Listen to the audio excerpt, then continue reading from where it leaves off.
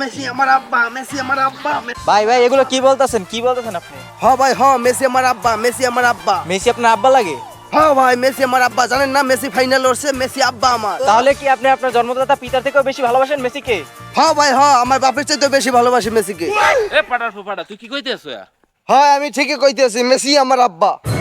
Hop জারুরা, তোর কি মাথা নষ্ট হয়েছে?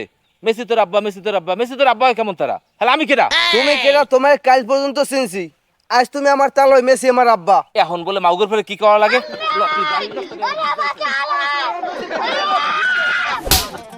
প্রিয় দর্শক মণ্ডলী, খেলা তো জমে গেছে। আপনারা দেখতে পাচ্ছেন যে আর্জেন্টিনার একটি ফ্যান সে কিরকম ভাবে মেসিকে আব্বা ডেকেছে।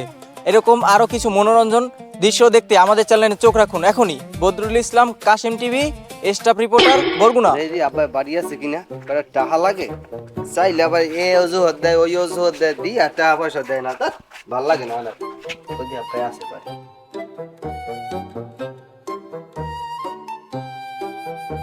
আব্বা হ্যাঁ? 500 টাকা দেয়। এইটাই তো আমি চাইলাম। এখন তোমার মেসি আব্বাই কমবে, তোমার মেসি আব্বাই তোমার টাকা দিতেন না? তুমি না ফেসাইয়া টাকা দেবা কিনে হেইয়া কও, আমি খেলা দেখতে যাবো। কে ক্যামেরার সামনে দিয়ে সুন্দর সাংবাদিকের সামনে কইলা মেসি আমার আব্বা, মেসি আমার আব্বা, এখন আবার আমার টাকা চাইতেছো কেডা? আমি কেডা? উফো, এইসব ঝামেলা ভাল লাগে। তুমি টাকা দেবা কি দেবা না, আজকে ফাইনাল খেলা দেখতে যাবো।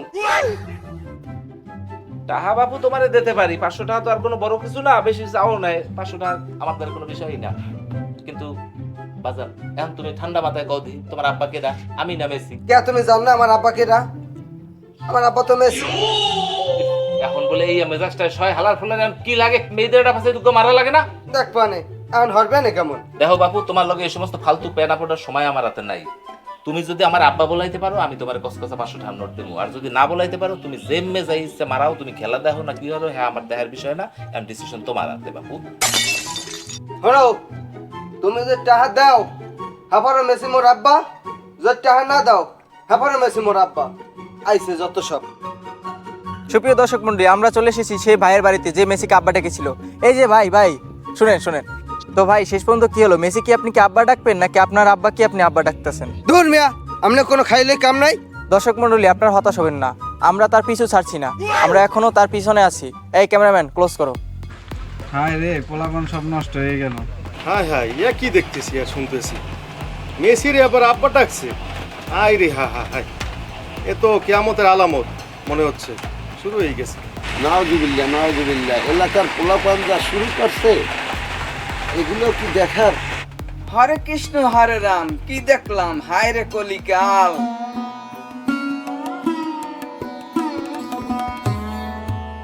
এই সুন্দর ফুল, এই সুন্দর ফল, মিঠা নদীর পানি, এ খোদা তোমার মেহেরবানি। হুজুর আসসালামু আলাইকুম।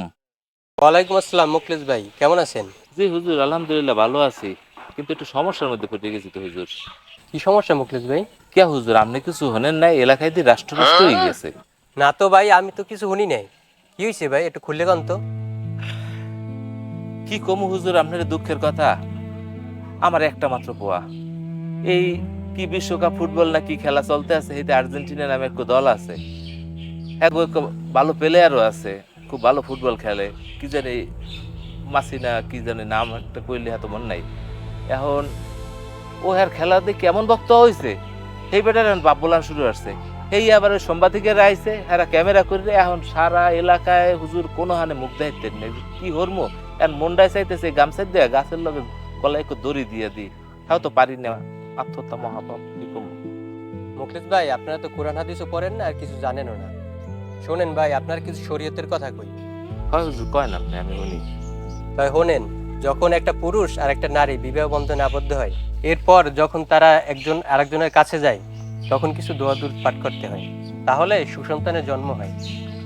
আপনারা তো কোনো দোয়া দুরূদ পড়েন নাই, এই কারণে আপনাদের ঘরে সন্তানের পরিবর্তে শয়তানের জন্ম ঘটছে। হ্যাঁ তো ঠিকই কইছেন হুজুর, আমাকে তো এইসব দোয়া দূরতের কথা কেউ কোনো মুরব্বীতেও কিছু কয় নাই কোনোদিন। আমরা তো জানতামই না এসবের কথা। হ্যাঁ জানলে তো আজকে এই দুর্ঘটনা ঘটতো না।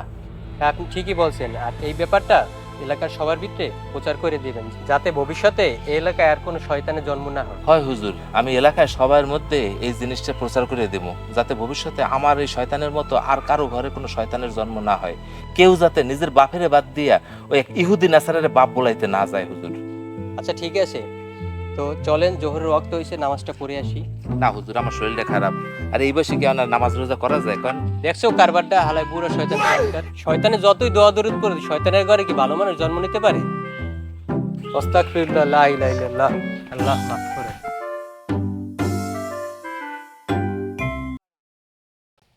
আব্বা মেসি, আমার আব্বা গো, তুমি কেমনে হাইরা গেলা রে, তোমার হারে কি ব্যাপার বাবা? পাগল হইয়া। তুমি মুখলেস ভাইয়ের পোলা না? হয় হুজুর, অবাগার নাম মুসা। বাবাজান কি হয়েছে তোমার? মন খারাপ কে? আল্লাহ গান গাইতেছো, কোন সমস্যা বাজান? কি কব হুজুর, দুঃখের কথা। আর্জেন্টিনায় সাপোর্ট করছিলাম, মেসির বলাইলাম আব্বা। এখন দোহান কাটা উঠতে পারি না, সবাই জানিয়ে গেছে, এখন সবাই সিসি করে। আর এর মধ্যে আবার আর্জেন্টিনা গাছ ঠক গিয়া। এখন আপনি কর হুজুর, আমি কি হরমু? আমি তো আবেগের ঠেলায় কই এলাইছিলাম, এত মানুষে বোঝে না। বুঝতে পারছি বাবা, তুমি মন খারাপ করে না, তুমি ওঠো। বাবা, প্রত্যেকটা পরিবারের উচিত তাদের সন্তানদেরকে দিনী শিক্ষায় শিক্ষিত করা। তোমার কথা আর কি কম, তোমার বাপই তো মসজিদের ধারে কাছেও যায় না, নামাজ রোজা কিছু করে না। হয় হুজুর, এটা একটা আস্তা ইবলিস। আমাদের ধর্মে আছে, নিজের বাপ ব্যতীত অন্য কাউকে বাপ ডাকলে মুসলমানের খাতা দিয়া এর নাম কাটা যায়। কিন্তু হুজুর, আমি তো মন থেকে বলি নাই, আমি তো আবেগের ঠেলায় বললে ফেলাইছি। বাবা মুসা, তুমি যদি আবেগে আগুনে হাত দাও, আগুন কি তোমারে ক্ষমা করবে? যাই হোক, তুমি আল্লাহর কাছে মাপ চাও, আল্লাহ ক্ষমাশীল, আল্লাহ চাইলে তোমারে মাফ করতে পারে। ঠিক আছে হুজুর। আর একটা কথা, এই জ্ঞানটা তুমি সবার মাঝে পৌঁছে দিও, যাতে তোমার মতন ভুল অন্য মানুষ আর না করে। ঠিক আছে হুজুর, তাহলে আমি এখন যাই। আসসালামু আলাইকুম। ওয়ালাইকুম আসসালাম।